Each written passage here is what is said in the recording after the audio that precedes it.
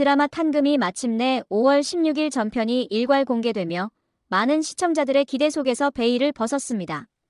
공개 직후부터 시청자들의 뜨거운 반응을 얻으며 입소문을 타기 시작했죠. 이 작품은 12년 전 실종됐던 남동생 홍랑이 기억을 잃은 채 재등장하면서 그의 이복 누이 제이와 뜻밖의 재회를 하게 되는 이야기로 시작됩니다. 하지만 반가움도 잠시, 제이는 홍랑을 보는 순간 직감합니다. 눈앞의 사람이 자신이 그토록 애타게 찾던 친동생이 아니라는 강한 의심이 들죠.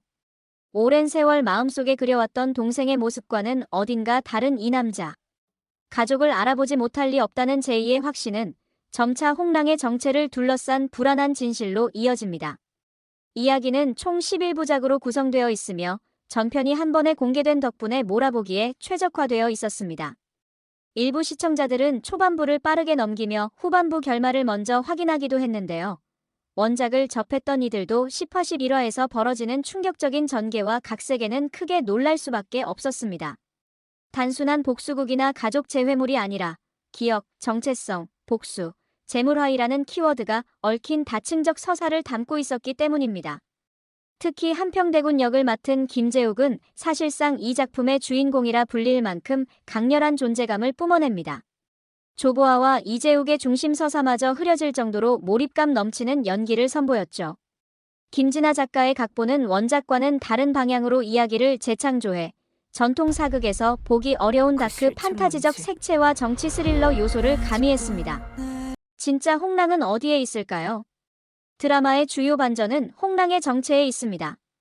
극 초반부터 조금씩 암시되듯 현재의 홍랑은 사실 진짜 동생이 아니라 노비 출신의 쥐똥이라는 인물입니다.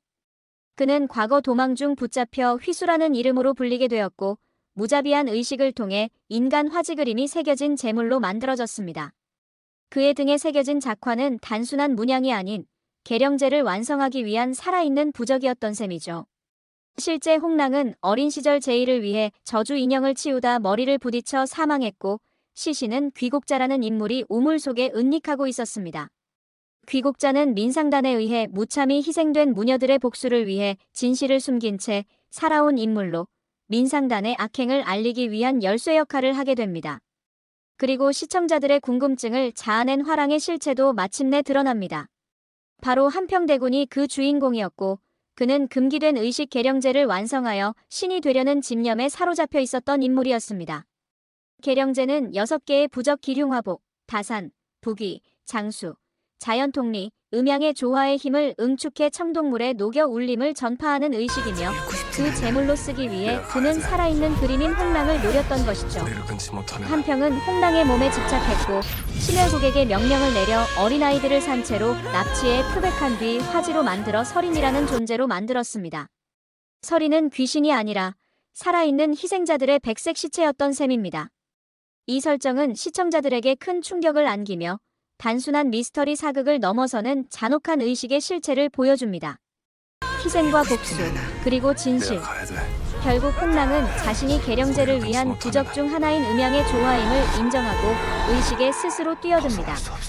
그러나 이 모든 것을 알게 된 제이는 민상단의 실세였던 민현의에게 홍랑이 진짜 아들이라는 확신을 심어주고 그 대가로 분재기 민상단의 비밀 장부의 단서를 얻어 단장에게 넘기게 됩니다.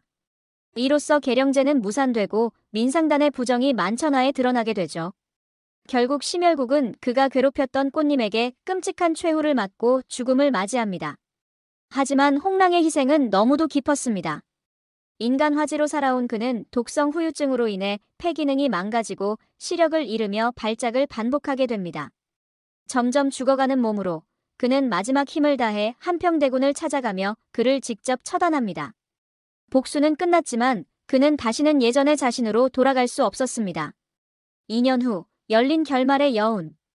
홍랑은 심한 부상 끝에 제이에게 돌아오지만 결국 쓰러지고 이야기는 2년 뒤로 건너뜁니다. 제이는 상단의 수장이 되어 재건된 민상단을 이끌며 어릴 적 동생을 기다리던 지붕 위에 올라섭니다.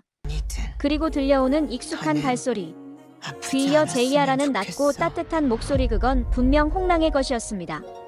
이 마지막 장면은 시청자에게 그가 살아남았고 돌아왔다는 희망을 전합니다. 비록 병을 완전히 이겨냈는지는 알 수 없지만 이 열린 결말은 제이와 홍랑의 관계가 다시 시작될 수 있다는 여운을 남기며 드라마를 마무리합니다. 시즌2는 나올까? 많은 시청자들이 이 결말을 보고 시즌이 나오는 거 아니야? 하고 기대했지만 현재까지 탄금 시즌2는 제작되지 않는 것으로 알려져 있습니다.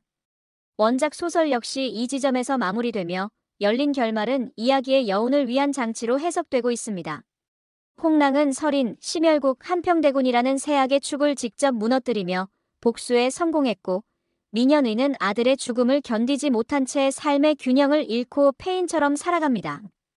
이번 드라마는 원작의 서사를 기반으로 하되 과감한 재해석과 판타지적 연출을 더해 사극의 한계를 넘어선 수작으로 평가받고 있습니다.